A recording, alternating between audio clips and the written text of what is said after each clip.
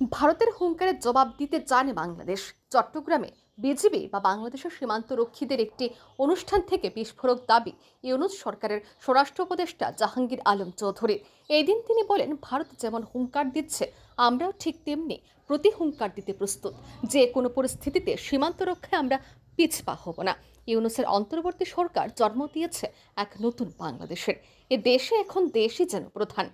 প্রতি মুহূর্তে ভারত বিরোধী আচরণ, সন্ত্রাসের আবহ, মৌলবাদীদের একাধিপত্য প্রতিক্ষণে ইঙ্গিত দিচ্ছে এই বাংলাদেশ মুজিবের নয়, দাবি ওয়াকিবহাল মহলের। এদিন অনুষ্ঠান থেকে ভারতকে হুঙ্কার দেওয়া ছাড়াও স্বরাষ্ট্র উপদেষ্টা আরও বলেন, বৈদেশিক সম্পর্ক রক্ষায় কী পদক্ষেপ নিতে হবে সেই বিষয়ে সরকার সজাগ আছে। এছাড়াও মায়ানমার ঘেঁষাও বাংলাদেশ সীমান্ত এখন পর্যন্ত নিয়ন্ত্রণে রয়েছে, সেখানে নেই কোনো উত্তেজনার আঁচ। পরিস্থিতি হাতের মুঠোয় রাখতে আরাকান আর্মি ও মায়ানমার সরকারের সঙ্গেও আলোচনা চলছে। শঙ্কার আর কোনো কারণ নেই বললেই চলে। উল্লেখ্য, বাংলাদেশ তৈরি হওয়া উত্তেজনা আজ ফেলেছে ভারতেও। ইউনূস আমলে জেল মুক্তি পাচ্ছে একের পর এক ভারত বিদ্বেষী জঙ্গি নেতা, যার জেরে বাড়ছে অনুপ্রবেশও। বঙ্গের পথ ধরে গোটা দেশে নিজেদের জাল বিস্তার করতে মরিয়া হয়ে পড়েছে বাংলাদেশি জঙ্গিরা, এমনটাই খবর গোয়েন্দা সূত্রে।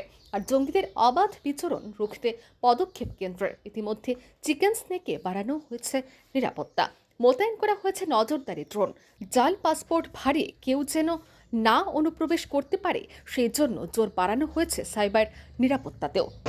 মাধ্যমে সীমান্তবাসী ও দেশবাসীকে জানাতে চাই, আপনাদের ভয়ের কোনো কারণ নেই। সীমান্ত সম্পূর্ণভাবে আমাদের নিয়ন্ত্রণে রয়েছে এবং আমার যে কোনো পরিস্থিতি মোকাবেলা করার জন্য আমরা প্রস্তুত রয়েছি। ইতিমধ্যে মায়ানমার সীমান্তের সকল বিউপিতে জনবল বৃদ্ধি করা হয়েছে এবং অন্যান্য বাহিনীরও জনবলও বৃদ্ধি করা হয়েছে। নাফ নদীতে টহল তৎপরতাও বৃদ্ধি করা হয়েছে। সীমান্তে বিভিন্ন গুরুত্বপূর্ণ স্থানে গোয়েন্দা কার্যক্রমও বৃদ্ধি করা হয়েছে। বিজিবি রাত 24 ঘন্টা সার্বক্ষণিক টহল এবং কোস্টগার্ড, আনসার এবং অন্যান্যরা পুলিশ তারাও কিন্তু সার্বক্ষণিক টহল জারি রাখছে।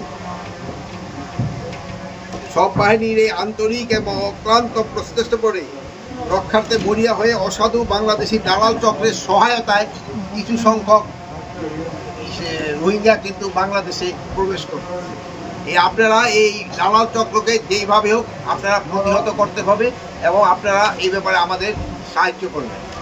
আপনাদের সাহায্য ছাড়া এটা করা খুব ডিফিকাল্ট হয়ে যায়, যেহেতু আপনারা জানেন এরা কোন সময় কোন দিক থেকে আসে।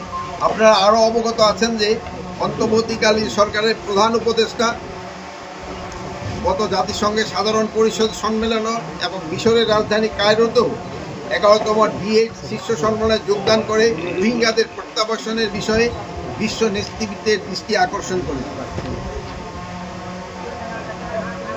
পরিস্থিতি যাই হোক না কেন, এই অবৈধভাবে আর কোনো মিয়ানমার নাগরিককে বাংলাদেশে প্রবেশ করতে দেওয়া হবে।